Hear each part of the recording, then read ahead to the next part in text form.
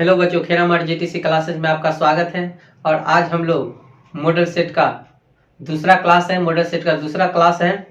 और आज प्रश्न संख्या 21 से होगा। और वीडियो पसंद आए तो लाइक और सब्सक्राइब करें ताकि हमको भी वीडियो बनाने में अच्छा लगे। और तो चलते हैं बिना देरी किए हुए प्रश्न संख्या 21 पर। मेरा प्रश्न 21 कह रहा है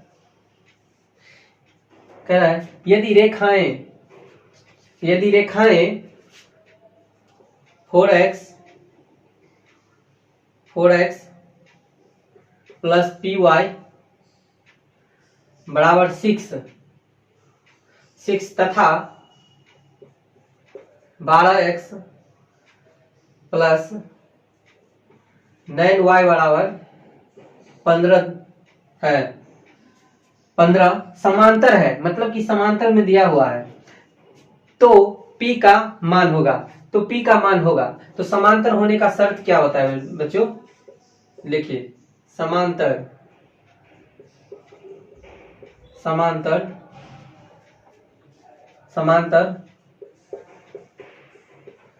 होने शर्त। देखिए, समांतर होने का शर्त क्या होता है? A1 बटा A2 बराबर B1 बटा B2 is not equal to C1 बटा C2। ये समांतर होने का शर्त होता है। और P का वैल्यू पूछ रहा है, तो हम देख रहे हैं यहाँ पर इस समीकरण में देखिए, A बराबर 4 दिया हुआ है और B बराबर P है और C बराबर 6 दिया हुआ है। तो इसको तो छोड़िए, मतलब इससे कोई मतलब नहीं हमको। और यहाँ पर दिया हुआ है A2 बराबर 12 और B2 बराबर 9 दिया हुआ है और C बराबर C2 और C2 बराबर दिया है 15। लेकिन ये माइनस में होगा, इस साइड लाएंगे तो ये दोनों माइनस में होगा। ठीक है, वैसे इससे कोई हमको मतलब नहीं है, क्योंकि समांतर होने का शर्त देखिए, A1 कितना है? 4 है और A2 कितना है? 12 है बराबर। देखिए, B1 कितना है? P है और B2 कितना है? B2 ये 9 है। यही पूछ रहा था। काटेंगे तो 4 तिया 12। और देखिए, बराबर में ये भी कटता है, बराबर में रहता है तो नीचे कट जाता है, तो 3 तिया 9। अब कोना कोनी गुना करेंगे तो P बराबर होगा 3। यानी कि देखिए कि कौन सा ऑप्शन में दिया हुआ है, P बराबर 3, यानी कि ऑप्शन नंबर बी है। ऑप्शन नंबर बी होगा। नोट डाउन कर लीजिए। और आप लोगों को एक भी प्रश्न बाहर नहीं जाएगा, अच्छे से पढ़िए। एमबीडी गाइड का भी सलूशन हो गया। आपको हम जनवरी के लास्ट होते आपको ये 5 सेट हम मैथ का करवा देंगे। चलिए नेक्स्ट क्वेश्चन नंबर 22 कह रहा है समीकरण निकाय x प्लस 2y बराबर 3 है और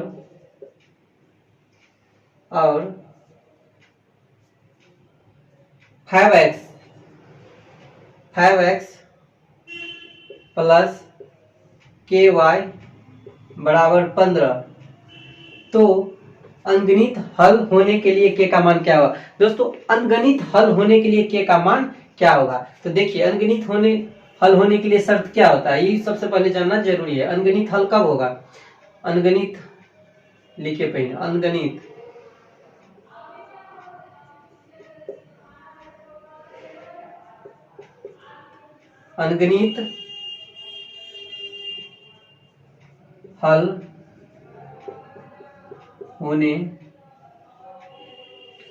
हल होने के शर्त क्या होता है? अनगणित हल होने की शर्त क्या होता है? देखिए, अनगणित हल कब होगा? जब A1 बटा A2 बराबर B1 बटा B2 बराबर C1 बटा C2 होगा, तब अनगणित हल होगा। A1 बटा A2 बराबर B1 बटा B2 बराबर C1 बटा C2 होगा, तब मेरा अंकगणित हल होगा। तो देखिए A1 ये x है, इसका x है, A1 x है, तो यहाँ पर लेंगे तो 1 होगा,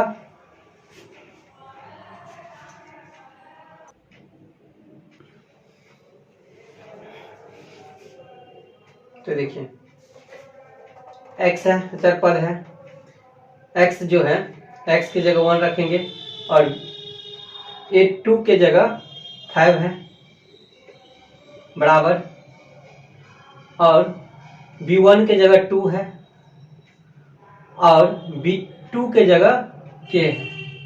तो यही पूछ रहा है, तो कोना कोनी गुना करेंगे तो k बराबर होगा ई कोना को, देखिए एक को और k को गुना करेंगे तो k होगा, और ये 5 को और 2 को गुना करेंगे तो 10 होगा, 5 दूना 10 होगा, यानी कि ऑप्शन नंबर कौन, ऑप्शन नंबर देखते हैं, ऑप्शन नंबर डी होगा इसका आंसर। ऑप्शन नंबर डी में दिया हुआ है, नोट डाउन कर लीजिए।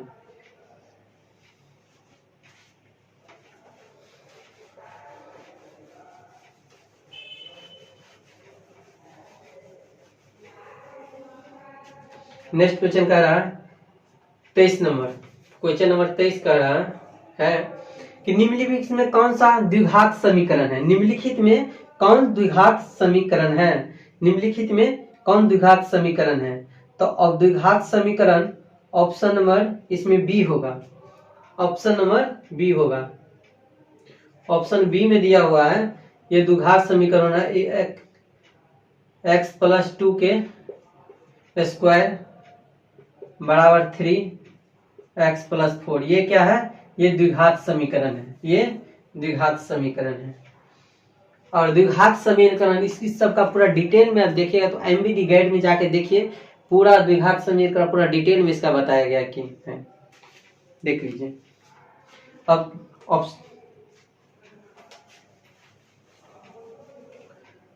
क्वेश्चन नंबर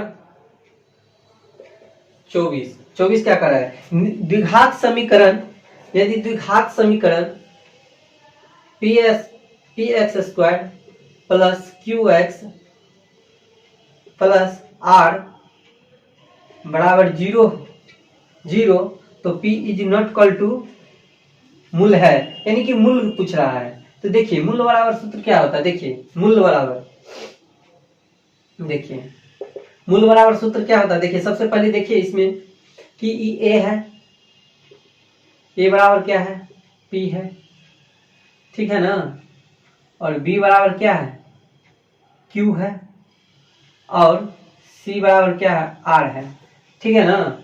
देखिए क्या होता है, मतलब लोग क्या होता है, B minus B plus minus root under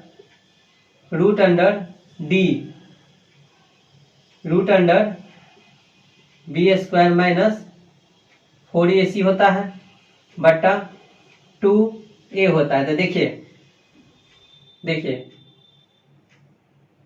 b बराबर क्या है, b क्या है, q है, तो माइनस q होगा प्लस माइनस रूट अंडर, देखिए b क्या है, q है, तो q स्क्वायर हुआ माइनस, देखिए 4 और a कितना है, p है, p हुआ, और c कितना है, r हुआ, बटा 2 और a का मान कितना है, p। देख लीजिए यही है, मतलब ये सूत्र है, मतलब कि तो ऑप्शन नंबर बी होगा, ऑप्शन नंबर बी होगा, नोट डाउन कर लीजिए। क्वेश्चन नंबर 25, क्वेश्चन नंबर 25 का द्विघात समीकरण के मूलों की प्राकृतिक होती है। द्विघात समीकरण में पूछ रहा है कि मूलों की प्राकृतिक होती है, समझे ना, द्विघात समीकरण मूलों की प्राकृतिक होती है। तो देखिए मूलों की प्राकृतिक होती क्या है, देखो मूलों की प्राकृतिक होती है, कैसे होता है मूलों की प्राकृतिक, द्विघात समीकरण मूलों के प्राकृतिक वास्तविक और असमान होती है। देखिए एक्स स्क्वायर प्लस 6 प्लस 1, देखिए a बराबर 6 है और b बराबर भी 6 है और c बराबर ये 1 हुआ। ठीक है, तो क्या होता है d बराबर क्या होता है b स्क्वायर माइनस 4ac होता है। देखिए b कितना 6 है, 6 का स्क्वायर माइनस 4 गुने 6 गुने 1 यानी कि 6 का स्क्वायर 36 माइनस 6 चौक 24 घटाएंगे तो होगा 12। देखिए द्विघात समीकरण वास्तविक मूल क्या कब होता है, वास्तविक मूल कब होता है, जब जब जब ग्रेटर देन 0 यानी कि ग्रेटर देन 0। देखिए जब 12 0 से बड़ा है तो वास्तविक और असमान होगा। 12 0 से बड़ा है और 12 से 0 छोटा है तब मूल वास्तविक और समान होगा।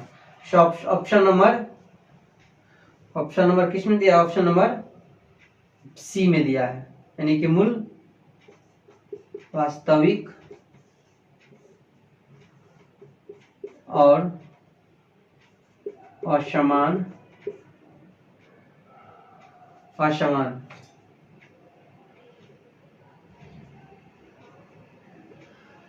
वास्तविक और समान है। ऑप्शन नंबर सी होगा। नोट डाउन कर लीजिए।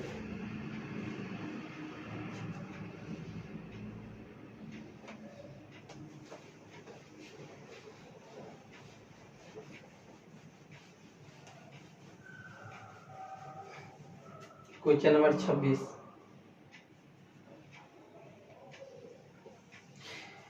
क्वेश्चन नंबर 26 कह रहा है समीकरण 3x square minus 18x plus 6 है इक्वल टू 0, तो मूलों का योग क्या होगा, मूलों का योग पूछ रहा है।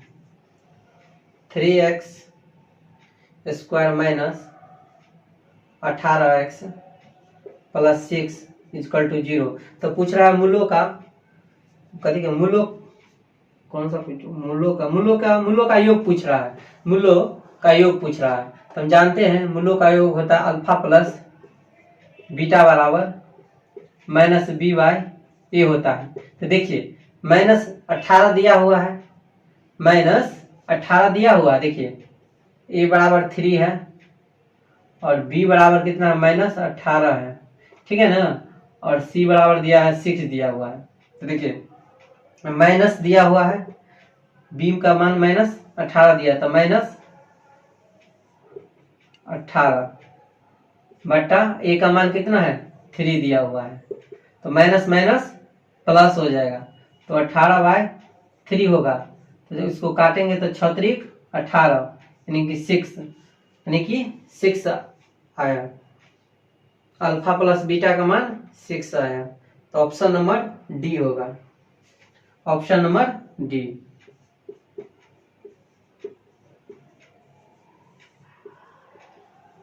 ऑप्शन नंबर डी नोट कर लीजिए। देखिए अल्फा प्लस बीटा का मान होता है माइनस बी वाई ए होता है, माइनस बी वाई ए होता है। अल्फा प्लस बीटा का मान होता है माइनस बी वाई ए होता है, माइनस बी वाई ए होता है। अल्फा प्लस बीटा का मान होता है माइनस ए वाई बी होता है, माइनस बी वाई ए होता है अल्फा प्लस बीटा का मान। नोट डाउन कर लीजिए।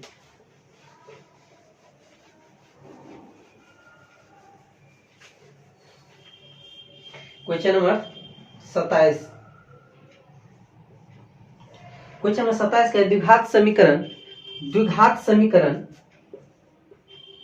ए X square plus B X बराबर C plus C equal to 0, तो A does not equal to 0, तो के मूल एक दूसरे के उपयुक्त क्रम होंगे, यानी कि एक दूसरे के, मान ली कि पहला मूल जो है, मान ली कि पहला मूल अल्फा मानते हैं तो दूसरा मूल है कि इसका उपयुक्त क्रम होता है, तो इसको उलट देंगे तो 1 बाय अल्फा होगा। हम जानते हैं अल्फा इंटू बीटा का सूत्र, तो अल्फा है इसको उलट दिए तो अल्फे को उल्टे है ना, तो अल्फा इंटू बीटा के फॉर्म में आ गए, तो इसका सूत्र क्या होता है सी बाय ए होता है, ठीक है, सी बाय ए होता है। तो अल्फा अल्फा कट गया, alpha alpha cancel, alpha alpha alpha alpha cancel हो गया, बचा कितना 1 बराबर सी बाय ए। इसको गुना करेंगे तो ए बराबर सी होगा, यानी कि ऑप्शन नंबर बी होगा, ऑप्शन नंबर बी होगा, आंसर ऑप्शन नंबर बी होगा। इसको उलट के भी लिख सकते हैं, कोई फर्क नहीं पड़ेगा, ऑप्शन नंबर सी होगा।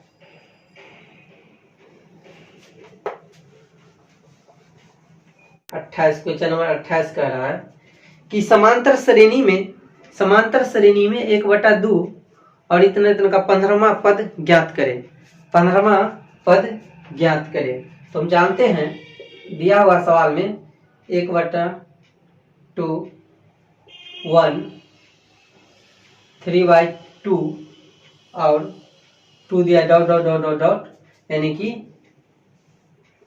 का 15वां पद बोल रहा है ज्ञात करने के लिए। 15वां पद है पूछ रहा है,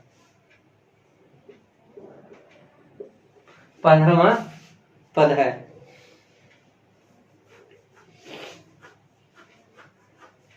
तो देखिए a बराबर 1/2 दिया है, ठीक है। दिस सर्वांतर क्या होता है? सर्वांतर होता है a1 में से a2 को घटाना होता है, a1 में से a2 को घटाना होता है। जैसे देखिए a बराबर दिया है 1/2, b बराबर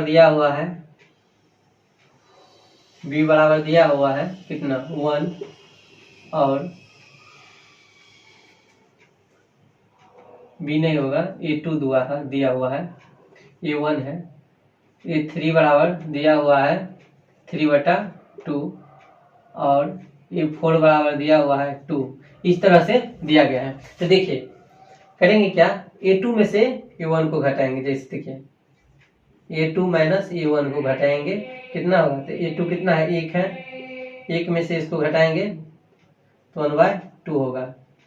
देखिए इसको कोना कोनी गुना कर लेंगे, या इसके नीचे 1 छिपा रहा था, दोनों का एलसीएम लेंगे तो 2 होगा, ठीक है ना। 2 से भाग देंगे तो ऊपर 2 होगा, 2 कट गया तो 1 बचेगा, तो 1/2 बचा, यानी कि सर्वांतर 1/2 निकला। तब 15वां पद कह रहा है निकालने के लिए, 15वां पद कह रहा है निकालने के लिए। तो सूत्र क्या होता है देखिए, होता है टी एन बराबर सूत्र होता है a plus into a minus 1 गुने सर्वांतर डी होता है। a का मान कितना है 1/2 है, a का मान कितना है 1/2 है, 1/2 है, प्लस n बराबर कितना है 15वां पद का निकालने के लिए, 15वां पद दिया हुआ है, n का मान दिया हुआ है 1 गुने d कितना है, d 1/2 है, क्योंकि n का मान सवाल में दिया हुआ है, n बराबर का मान दिया है 15वां, ये दिया हुआ है, ठीक है। करेंगे 1/2 प्लस 15 में से घटाएंगे तो 14 होगा, गुना 1/2 काटेंगे तो 7 गुना 14 हो गया, बचा कितना 1/2 प्लस 7, इसके नीचे 1 होता है, दोनों का एलसीएम लेंगे तो होगा 2 होगा, 2 कट गया तो 1 बचा, और 2 से नहीं कटेगा तो इसमें गुना हो जाएगा, तो होगा 7 गुना 14, यानी कि 15/2। देखते हैं कौन कौन सा ऑप्शन में है, ऑप्शन नंबर बी है, यानी कि ऑप्शन नंबर बी होगा।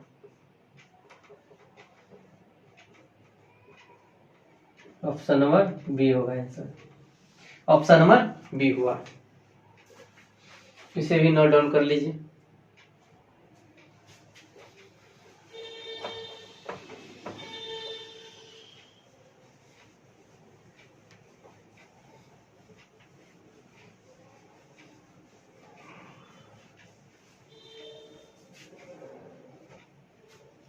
क्वेश्चन नंबर 29, क्वेश्चन नंबर 29 कह रहा है निम्नलिखित कौन सा समांतर श्रेणी नहीं है। निम्नलिखित में कौन सा समांतर श्रेणी में नहीं है? देखिए समांतर श्रेणी में निम्नलिखित में से कौन सा समांतर श्रेणी में नहीं है? देखिए ऑप्शन नंबर ए में दिया हुआ है। ऑप्शन नंबर ए में देख लेते हैं, डायरेक्ट देख लेते हैं। समांतर श्रेणी में कब होता है? जब जैसे देखिए T1 T2 T3 T4 T5 इस तरह से है ना। तो D जो सर्वानंतर होता है ना, तो T1 T2 माइनस T1 इस तरह से घटाना है। इसका मतलब समानांतर समय बराबर आना चाहिए। जो बराबर होगा वो समांतर श्रेणी में होगा, और जो नहीं आएगा वो श्रेणी में नहीं होगा। ठीक है, तो वही देख लेते हैं। देखिए ऑप्शन नंबर हम डी चेक करते हैं। ऑप्शन नंबर डी को हम चेक करते हैं। देखिए ऑप्शन नंबर डी में दिया है 4, 10, 15, 20। देखिए ये तो हो गया, ये हो गया T1 4 है, T2 कितना है 10 है, और T3 कितना है 15 है, और T4 कितना है 20 दिया हुआ है, डॉट डॉट करके दिया हुआ है। तो डॉट डॉट है, छोड़िए इतना दिया हुआ ना। सर्वांतर चेक करते। देखिए D2 माइनस D1 देखिए क्या होगा। देखिए 10 में से 4 गया तो 6 होगा। फिर चेक करते हैं, अब चेक करते हैं किससे, T3 माइनस T2। देखिए कितना है T3 15 में से 10 घटाएंगे तो कितना होगा 5 होगा, 5। इसी तरह से D बराबर चेक करते हैं, D4 माइनस D3, T4 बराबर माइनस T3 चेक करते हैं। तो T4 कितना है 20 है, और T3 कितना है 15 है, बराबर 5 आया। तो देखिए सबसे पहले देखिए यहाँ पर समांतर 6 आया, यहाँ 5 आया, फिर यहाँ 5 आया, क्योंकि बराबर नहीं, ये भी 5 होना चाहिए, इसीलिए समांतर श्रेणी में नहीं है। इसलिए समांतर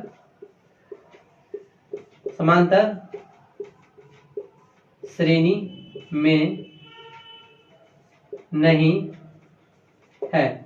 ऑप्शन नंबर होगा, ऑप्शन नंबर डी होगा। ऑप्शन नंबर डी इसका आंसर होगा।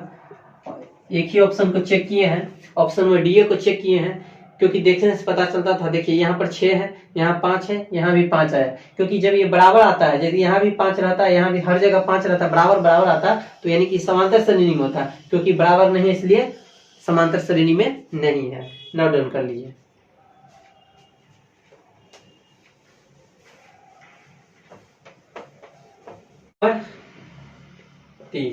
क्वेश्चन नंबर 30 का रहा है। और वीडियो पसंद आए तो लाइक और सब्सक्राइब कीजिएगा, ताकि हम भी कल फिर मतलब कि वीडियो लेके आए।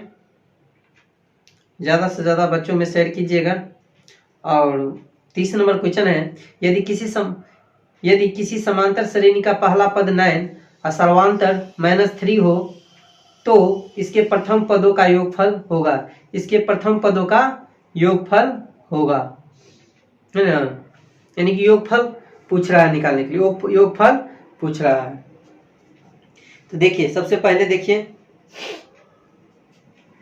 क्या होता है। देखिए दिया हुआ है पहला पद दिया है 9, और सर्वांतर D दे दिया है -3, और D दिया हुआ है, सर्वांतर D दिया हुआ है, और N 12 दिया हुआ है। तो पूछ रहा है योगफल। तो योगफल बराबर एक सूत्र होता है SN बराबर सूत्र होता है n/2 बड़ा कोष्ठ 2n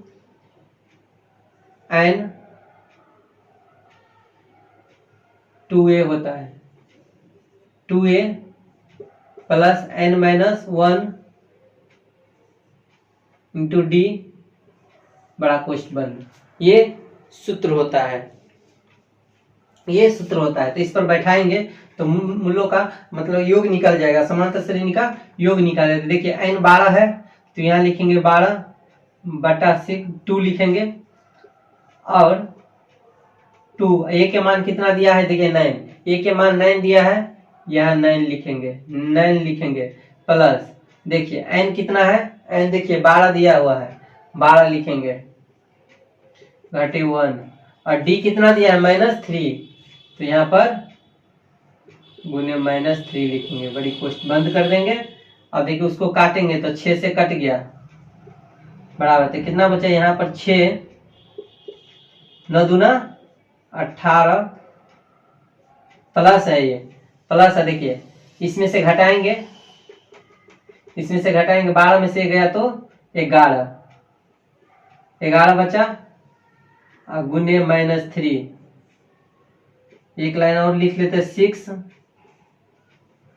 बड़ी कोष्ठ बंद 18। देखिए 11 को -3 से गुना कर देते तो 33 होगा, लेकिन -33 हुआ। अब देखिए 6 और 18 में से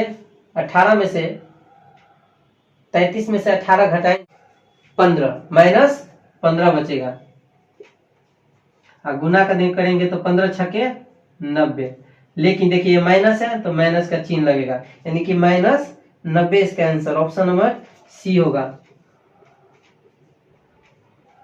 option number C, option number C होगा, नोट डाउन कर लीजिए।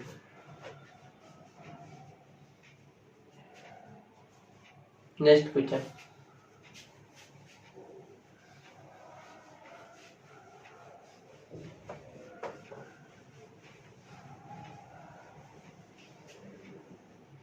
Question number 32, question number 31,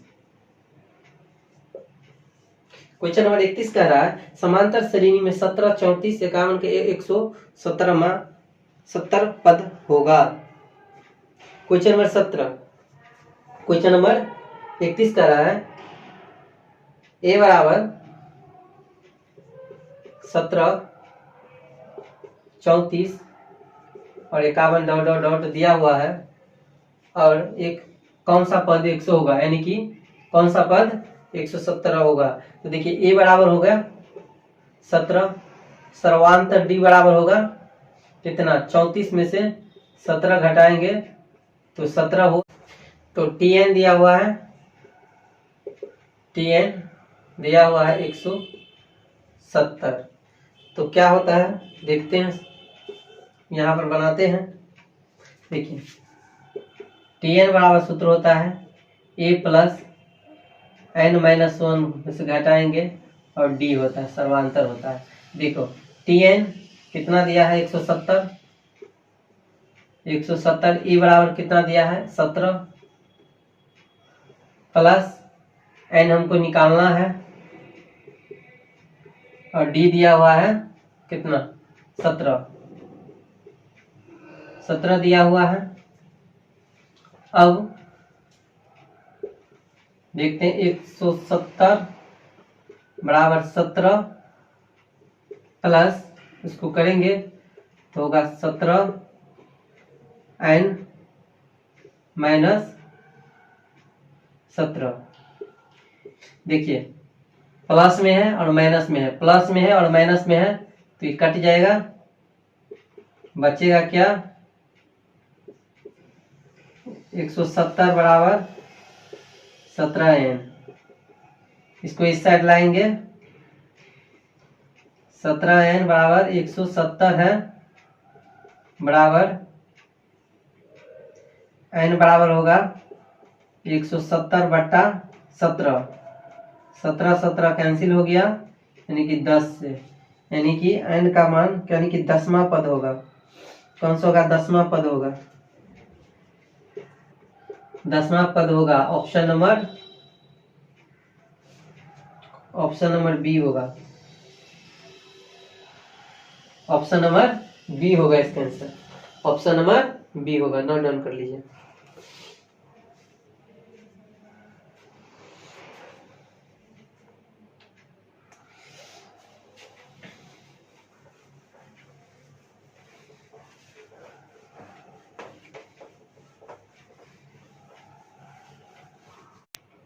32। 32 कह रहा है समांतर श्रेणी 51, 48, 45 dot dot dot dot dot dot 6 पदों की संख्या होगी, यानी कि 6 पदों की संख्या होगी। पूछा 6 पदों की संख्या होगी, 6 पदों की संख्या होगी। देखिए तो a बराबर 51, सर्वांतर d बराबर होगा 48 माइनस 51, घटाएंगे तो कितना होगा -3 तो tn दिया हुआ है 6 पदों की संख्या होगी, 6 पदों की संख्या होगी दिया हुआ है। tn बराबर दिया हुआ है 6 दिया हुआ है। देखिए होता है tn बराबर a प्लस a माइनस 1 गुने d होता है। तो देखिए tn कितना है 6, तो 6 रखेंगे यहाँ पर। ये कितना दिया है 51 रखेंगे प्लस n हमको निकालना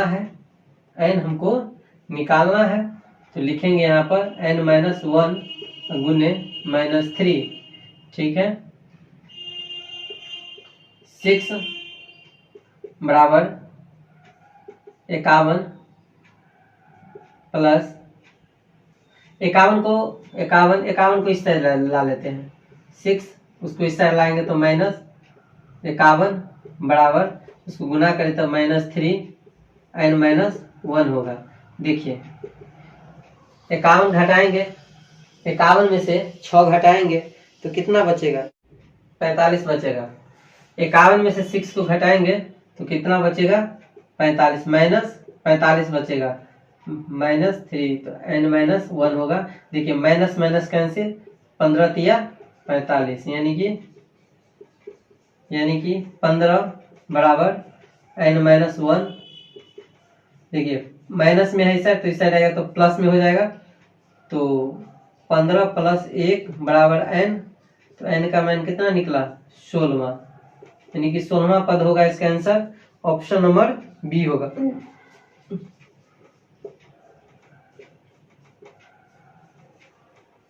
ऑप्शन नंबर बी होगा। ठीक है, डन कर लीजिए।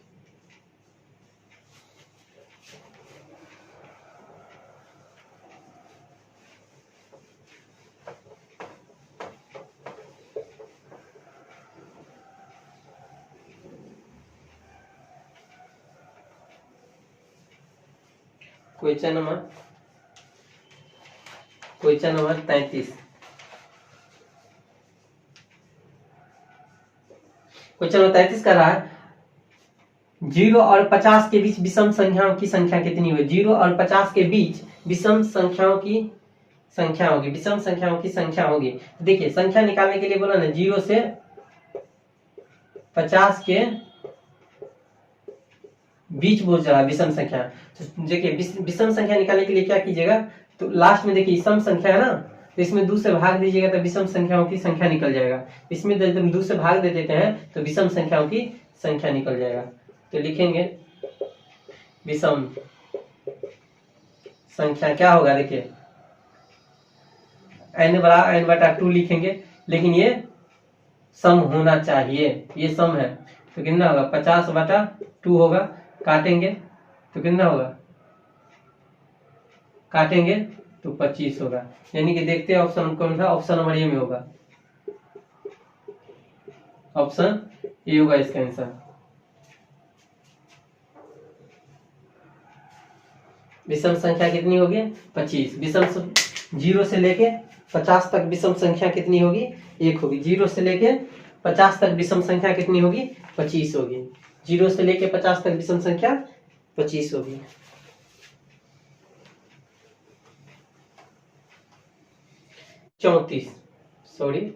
क्वेश्चन नंबर 34 होगा मेरा। क्वेश्चन नंबर 34 कह रहा है, देखिए क्वेश्चन नंबर 34 कह रहा है कि समकोण त्रिभुज एबीसी में बी 90 डिग्री है, ए बी 15 सेंटीमीटर और बी सी 1 सेंटीमीटर तथा ए सी 4 सेंटीमीटर, तो tan ए बराबर होगा, tan ए बराबर होगा। देखिए सबसे एक समकोण त्रिभुज है। देखिए यहाँ पर एबीसी एक समकोण त्रिभुज बना लेते हैं।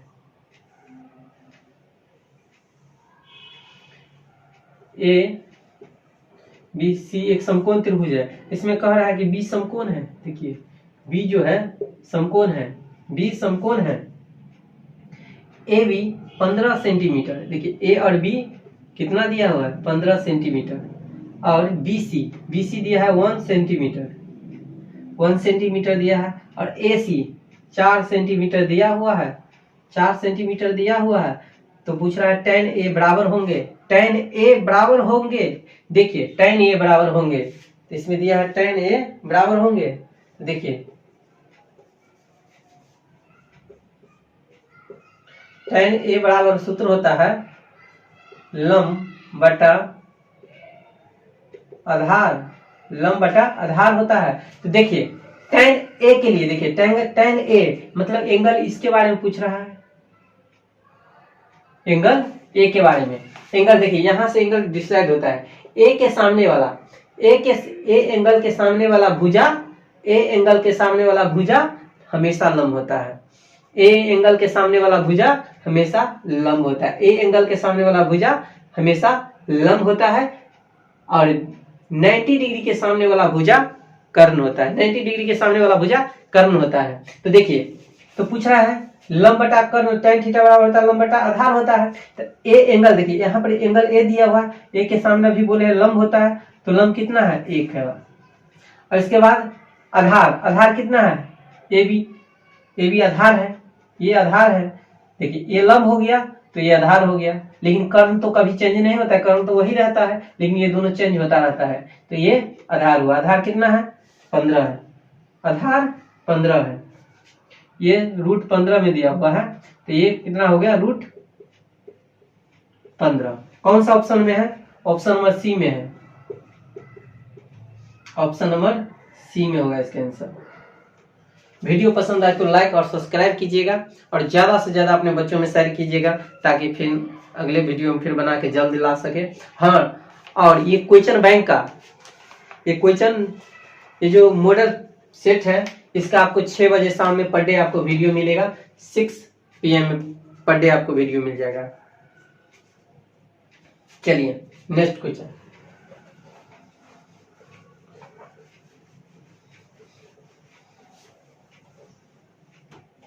कह रहा 35 नंबर क्वेश्चन है। 35 नंबर क्वेश्चन यह है कि कॉसेक फाई बराबर के है, तो कॉस फाई का मान होगा। देखिए कॉसेक देखिए दिया गया है, चूंकि दिया हुआ है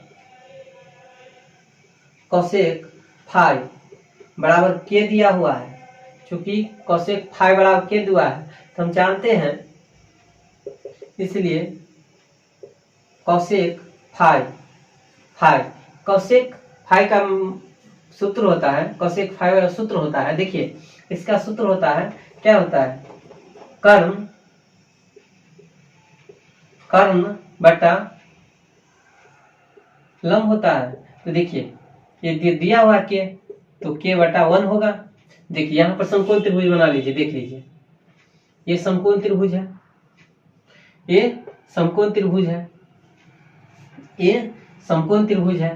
तो देखिए कर्ण दिया है हमको के, और लंब दिया है, लंब मतलब यहाँ हम उसको फाई ले लेते हैं, फाई यानी कि ये फाई है, इसके सामने सामने क्या होगा लंब होगा, यानी कि लंब ए हुआ। तो आधार कितना होगा, आधार के प्लस 1 होगा, के माइनस 1 होगा आधार, के माइनस 1 आधार होगा, के माइनस 1 आधार होगा, के माइनस 1 आधार होगा। तो ऑप्शन नंबर देख लीजिए किसमें होगा, कैसे होगा, तो देखिए निकाल के भी बता देते हैं। आधार बराबर सूत्र होता है, आधार बराबर सूत्र होता है कर्ण स्क्वायर माइनस लंब स्क्वायर। तो देखिए कर्ण कितना है के है, तो के स्क्वायर, और लंब कितना है 1, तो 1 हुआ, 1 के स्क्वायर 1 ने, तो आ गया ना इतना, तो रूट के अंदर आएगा, ये रूट अंडर में आएगा के माइनस 1 होगा, के माइनस ये 1 हुआ। तो पूछ रहा है cos फाई का मान कितना होगा, पूछ रहा है cos फाई का मान कितना होगा, इसीलिए cos फाई, cos का सूत्र होता है आधार, आधार बटा कर्ण होता है। तो देखिए आधार कितना है,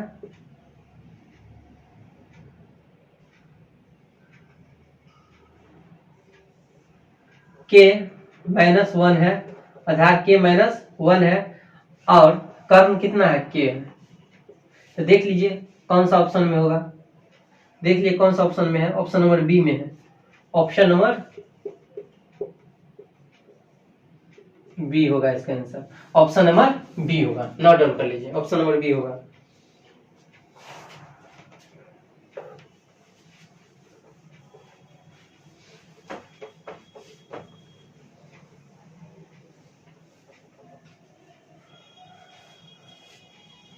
वीडियो पसंद आए तो ज़्यादा लाइक और सब्सक्राइब कीजिएगा, अपने दोस्तों में शेयर कीजिए ताकि उसको भी फायदा हो जाए।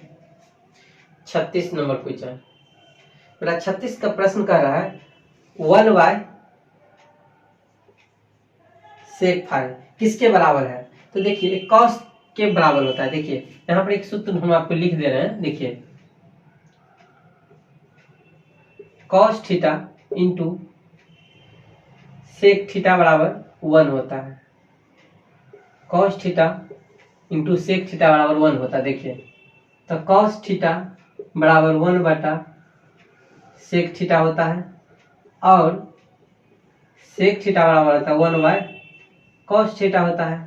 नोट डाउन कर लीजिए इसको, ये होता है। तो देखिए 1 बाय सेक थीटा, फाई है तो फाई, देखिए थीटा का जगह फाई है, तो देखिए कहाँ है, ये वाला है ना, देखिए 1 बाय सेक थीटा, या यहाँ पर 1 बाय दिया है, तो क्या होगा, देखिए कॉस होता है, तो यहाँ भी होगा कॉस फाई होगा।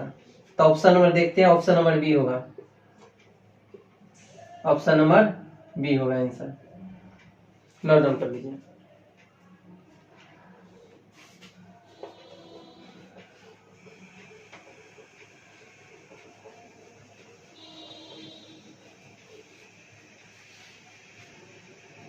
क्वेश्चन नंबर 37,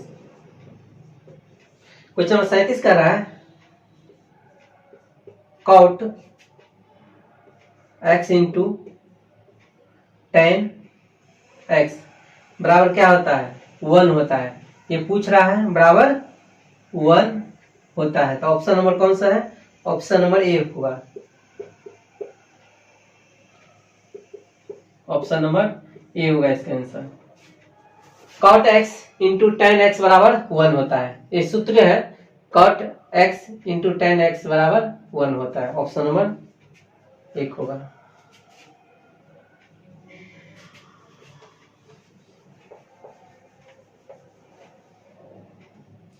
अड़तीस नंबर प्रश्न है, 38 नंबर प्रश्न कर रहा है कि यदि यदि cos फाई बराबर 1 बाय 2 है, 1 बाय 2 है, 2 है, तो cosec थीटा का मान निकालने, इसका मान बोल रहा है निकालने के लिए। तो देखिए जानते हैं cos फाई बराबर होता है आधार बटा कर्ण होता है, 1 बटा 2 है। तो देखिए मान लीजिए समकोण त्रिभुज है, समकोण त्रिभुज है, कर्ण दिया है 2, कर्ण दिया है 2, उसको हम फाई मान लेते हैं, फाई, तो ये हो गया फाई मानेंगे, इसको फाई मानेंगे तो ये हो गया आधार, ये हो गया लंब, लंब, तो ये हो गया आधार। तो आधार कितना है, 1 दिया हुआ है, 1 दिया हुआ है, तो लंब पूछ रहा है, तो लंब पूछ रहा है। देखिए लंब कितना होगा, तो लंब कितना होगा, रूट अंडर कर्ण के स्क्वायर माइनस आधार के स्क्वायर। कर्ण कितना है 2, कर्ण दिया है 2 का स्क्वायर माइनस 1 का स्क्वायर बराबर कितना होगा, रूट अंडर 2 का स्क्वायर 4 माइनस 1 यानी कि बराबर कितना हुआ, 4 में से 1 गया तो 3 हुआ, यानी कि लम कितना हुआ, 3 हुआ। तो पूछ रहा है कॉसेक फाई का मान कितना होगा,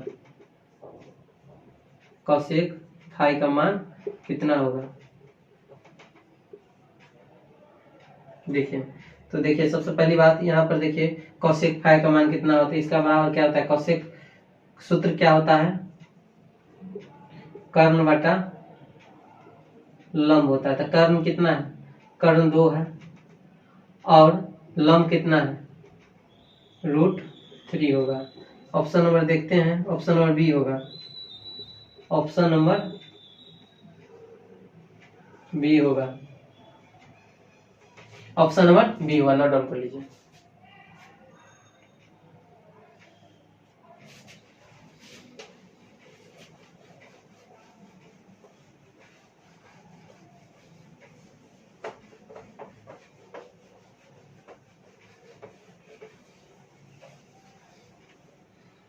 चलिए अब क्वेश्चन नंबर 39 कह रहा है यदि थीटा बराबर यदि फाई बराबर 45 डिग्री तो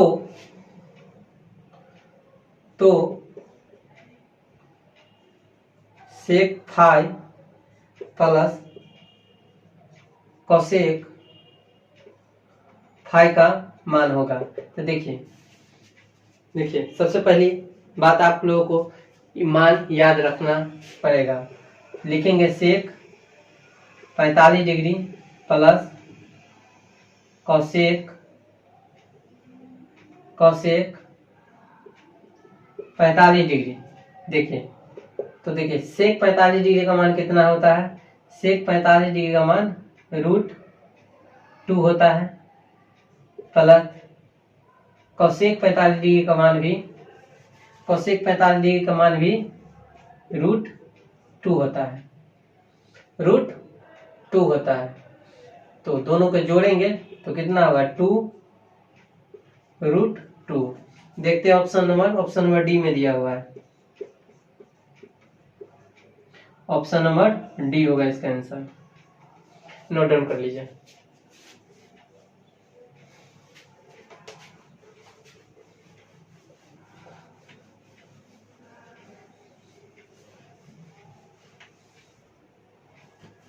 अब आ जाइए क्वेश्चन नंबर 40। क्वेश्चन नंबर 40 कह रहा है दिया हुआ है चूंकि 3√3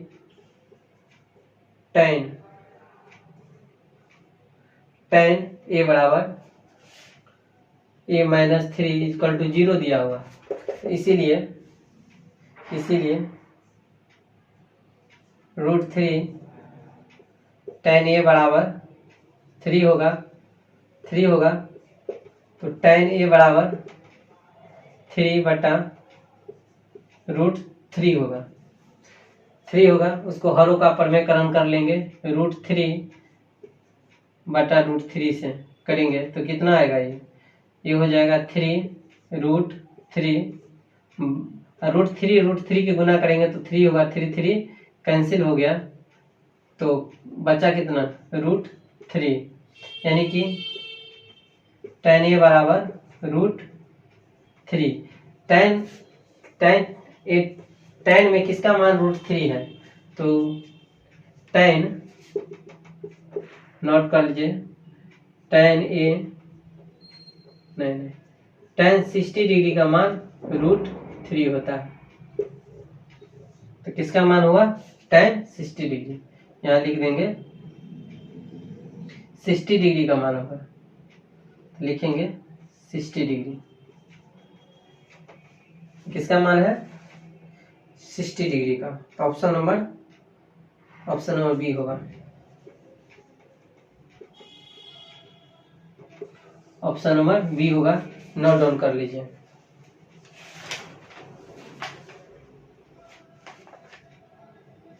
60 डिग्री का मान था, नोट डाउन कर लीजिए।